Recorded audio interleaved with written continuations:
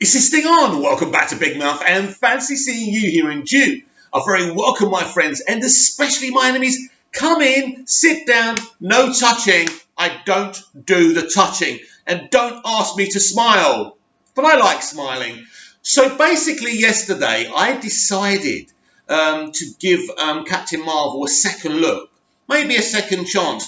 Because I remember doing my original review and going in watching the film with an agenda.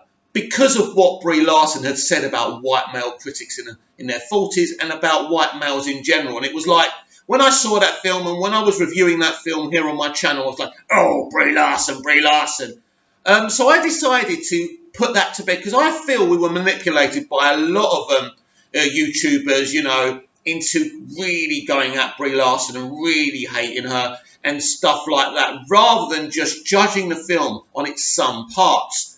So this time I decided to put everything Brie had said in the real world to one side, judge her on her performance and judge the movie on its own. Just a reminder what I originally said about the movie. I wasn't very harsh about it. I just said that it's just another generic Marvel movie. It's a shoulder shrug. It's okay. It's not great. It's not crap.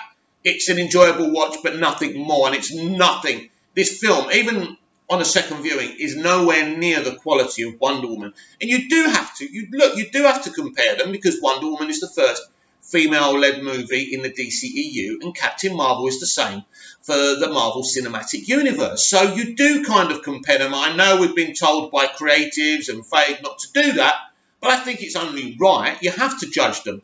So I actually went in this time because I wasn't kind of going in with my anger for Brie. I was just going to go in and watch the film. So I actually enjoyed the film a hell of a lot more from the first scene, really. So what's tragic about Captain Marvel, shall I tell you, is that there's a great movie in there somewhere. Not just a good movie, which is what it is, right?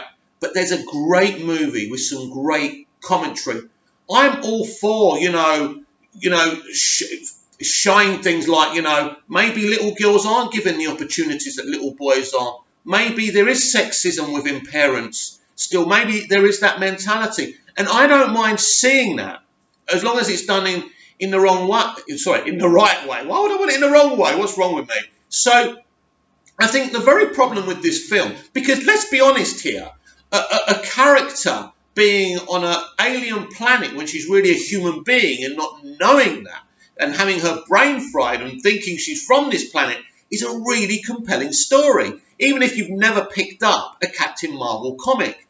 But I think that's what the problem is. The problem isn't that concept. The problem is they decided not to show us what happened beforehand. Now, I think backflashes and stories like this are really good within TV shows. It really worked with Lost, and you really saw the soul of the characters each week dripping out when we found out a lot more about them in the backflashes. But I think this is why many filmmakers don't really go the flashback way, because it doesn't work in film. Because basically you get all this information before the film, you get the trailers. We knew all about what was going to happen before we saw the movie. Even if you're off Twitter or on YouTube, you're still going to know, right? It's very hard. It's very hard. You could be watching an ad break on your favourite show and you see kind of a TV spot or something. So I think they shouldn't have gone the way of the flashbacks. Now, watching it and seeing the dynamic between Carol Danvers and Maria Rambeau, I thought, what a waste. What a shame. Both really talented actors. You could see there's a good dynamic and good chemistry there. What a shame. Instead of doing the flashbacks and doing the mystery box thing, how about if we started on Earth from the very beginning? That we see the relationship and friendship kind of a bit more drawn out with Maria Rambeau and Carol Danvers and her kid, right? I thought that would have been very, very interesting, and that we would have really had an emotional kind of tie-in with these two characters, because it was hard to feel emotionally like caring about their relationship when we haven't seen very much of it. So you start from the beginning, she's got this friendship, they're Air Force pilots, and then we see her getting nabbed by I forgot their names, right? Is Carol basically like Jude Law's character, is he a Kree or is he another one? Right, I don't know. I don't know anything, right, basically. I've watched this film twice. So let's just say, let's call them the shapeshifters, right? So the shapeshifters are basically there's this big twist with the shapeshifters that we're meant to think they're the enemy, then we find out that they're just a bunch of, people looking for a home. They're innocents. They're not troublemakers. Now, here's the controversial part about my opinion. Now, I know that die-hard comic book fans are not happy about what they did, because in the comics, the Kree are the scum of the earth, right? Again, I can't remember their names, so we're talking. Basically, the shapeshifters are kind of like a really bad enemy, a brutal enemy. So that was changed for some commentary about immigration. Now, because I'm not a comic book fan or not a Captain Marvel comic book fan, I don't really care about that. And some people will say this is really woke commentary. And in a way, if you look at things like that, yes, but it's still great commentary. These are people fighting for their lives to survive, to have a home. And I found that very emotional when Carol Danvers goes up to kind of, the guy's wife, and she goes, "I'm really sorry." I kind of thought that was pretty cool. And I started tearing up, and I thought that, and I know a lot of you are going to hate me for that and not agree with that, but I thought that was a good element and a good twist, that they were actually these ordinary people, not people, these aliens just fighting for their lives and really to find a home. And I liked that, and I thought Ben Mendelsohn was really amazing. But Ben Mendelsohn's got great quality, and it was good to have him as one of them, because you always kind of think that he's playing a villain. So I thought that really worked. And so it turns out that Jude Law's character is the villain. Basically, he tricked her. She thought they were friends. She thought that he was her mentor.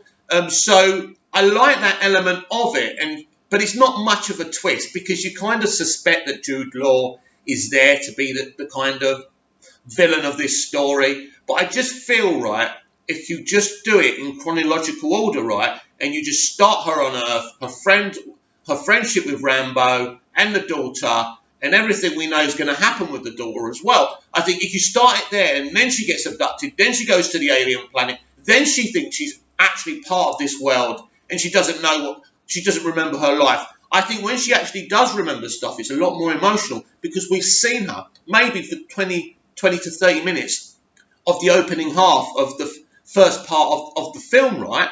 And I think that would have been a lot more emotional, because we would have seen that friendship, that relationship build up. So on to Samuel L. Jackson, Nick Fury.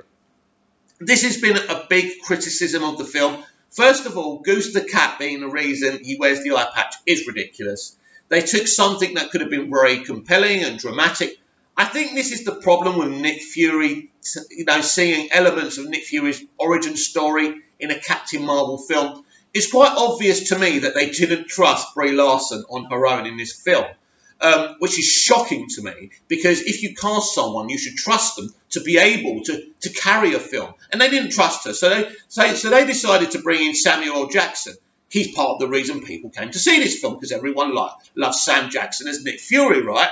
So already you can see that Feige didn't have complete trust that Brie Larson could carry this film, which is a shame. Why cast her? Why not bring in another actor who you feel can carry this film? So I just feel this is a problem. Instead of bringing in Nick Fury and telling us how his stupid reasons to how he loses his eye, I feel that we should have probably had a Nick Fury origin story. That would have been so cool, and we all would have gone to see that. How awesome would that have been, right? But we never did that. So having Goose the cat scratch his eye was bad enough, but this Nick Fury is very tame. Now, I know the excuse for that will be, well, this is a younger version. He hasn't really been through much yet, so this is why he's not as aggressive as he is when he's older. I think there should have at least been elements of his character. Sam Jackson is at his best when he's cussing, when he's aggressive, but he's a good man, right? And he's just too nice. He's too tame. And I know why they did this, because they wanted Carol Danvers to dominate the scenes they had together. They wanted Brie to kind of rise above Sam's, obviously great screen presence. And I think by doing that, they caused a very, very huge problem, because that isn't Nick Fury. He doesn't work as Nick Fury. I enjoyed watching him. That the aging VFX was beautiful, but ultimately they missed a trick there. Personally, as I say, I wouldn't have him there, but then you have to do something else, I suppose. I suppose she could be travelling around with someone else. I don't know anything. But I just feel Nick Fury having a kind of origin in this film just didn't work for me, and they probably should have tried something else. They should have paired her up with someone else, but they're obsessed with kind of integrating people from their shared universe. So you can have Sam Jackson as Nick Fury in there, but there's got to be elements of the Nick Fury, because elements of the Nick Fury we already know with Captain Marvel. That would have been a great dynamic and fun and funny. That would have been a lot more enjoyable. So as I say, there's a good film in there. It's okay. It's not a bad film. But this film, I believe, the way I think they should have done it, would have been a lot more exciting, a lot more compelling. As I say, just let's see her on Earth. Let's see her be abducted. Let's see her lose her memories. I think, as I say, it doesn't work. Mystery box doesn't work in films. It doesn't. They tried that with The Force Awakens, and then we saw what Rian Johnson did with The Last Jedi. Mystery box is kind of, what is mystery box? Mystery box is a mystery where a character doesn't remember who she is, where her roots are, and as an audience you're trying to work out as well. It worked with Memento, but that's because it's Christopher Nolan and he knew exactly what he was doing. But in terms of this film, they didn't know what they were doing in terms of that. So I just think they should have went another direction, and that's why I think this film, that Captain Marvel, there was a great movie in there somewhere, and it could have been a lot more. But instead of that, they just wanted to do something very easy, very quick, because they believed they were going to make the money anyway. And that's sad, because, and this is why I keep on saying, Marvel don't make real films. They just kind of cheat. They throw in certain characters in there, and that's a shame. What rating would I give Captain Marvel? Out of 5, I think I'd give it the same as I did Spider-Man Far From Home. I'll actually give it a bit more, 3.5 out of 5, because I thought at times it was quite enjoyable. Let me know what you think of Captain Marvel. Do you agree with me? Disagree with me? Whatever you think, please be nice.